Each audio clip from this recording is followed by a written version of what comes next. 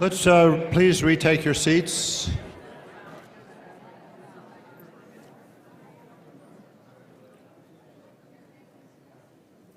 Okay.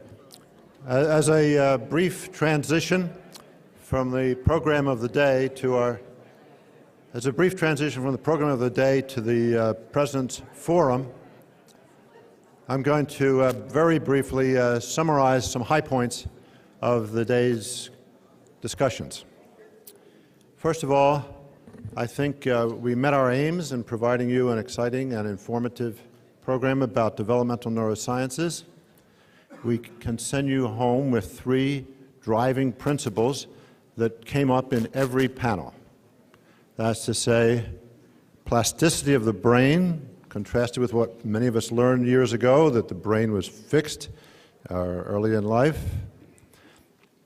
Resilience and active resilience, which calls for all kinds of social and behavioral interventions on the biological substrate.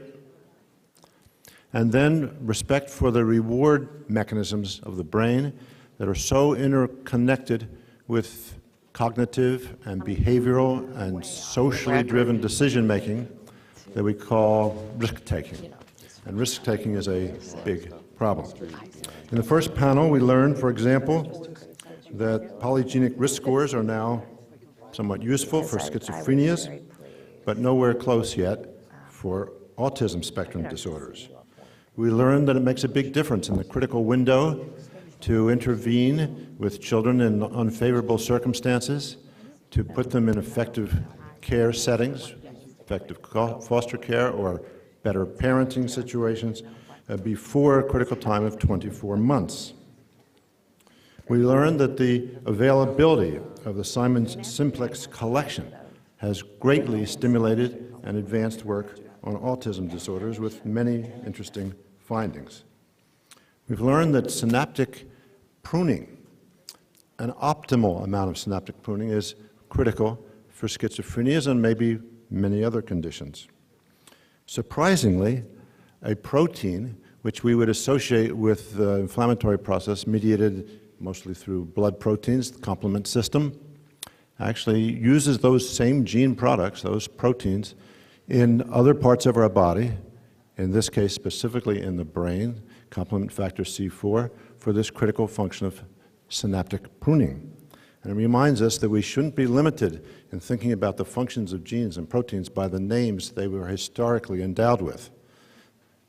They often have other functions. In our panel on anxiety disorders and affective disorders, it's striking again about the genetics that there are many SNPs and copy number variants for the schizophrenias, but stunningly few for bipolar disease after decades of research.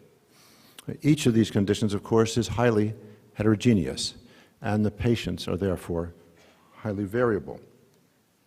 The subject of ketamine is a very promising, although perhaps early hyped situation. Ketamine is a general anesthetic. At a much lower dose, it has proved effective in some patients for treatment-resistant depressions. And this is a big need. I hope that work will progress rapidly, and it is a drug that looks like it could be managed well. The concept of adolescence and puberty being extended, you know, it's already a long time in our species, but for various social reasons and apparently biological reasons, we need to think about adolescence and puberty and its hormonal transitions over a much longer time period. Most parents are familiar with this opportunity. With regard to reward mechanisms, the concept that drugs hijacked the reward system, that we need to think in more detail about pleasure, conditioning, memory, and hypersensitization. I think those are all key messages. And again, the concept was to enhance resilience. Finally, on the opioid epidemic, as was stated, there are problems on every dimension. we treat a medical problem as a legal problem, criminal problem. We previously became so embarrassed about our disregard for the prominent symptom of pain that we advocated a few years ago much freer access to pain medications, longer dosage, larger dosage, and helped create an illicit business world. We allowed, or some of our colleagues from academia perhaps, were too enthusiastic or too well paid in advocating use of supposedly less addicting synthetic opioids, and we've got a massive epidemic. We're going to hear a lot about that in the next hour. But it requires bringing every side of the issue together.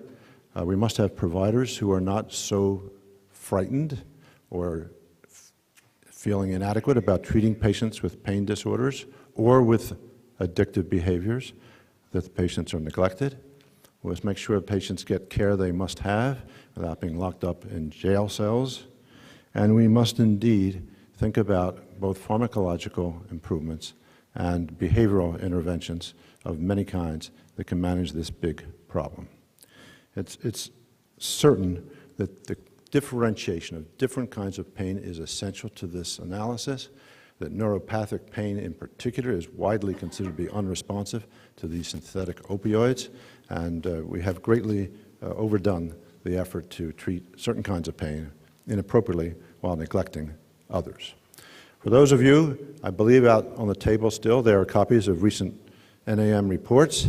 This one, if you're in for a very substantial read, is on the pain management and the opioid epidemic, balancing societal and individual benefits and risks of prescription opioid use, as requested by the FDA, just completed by the NAM, and with numerous recommendations. Thank you all very much. Thank you all for your attendance.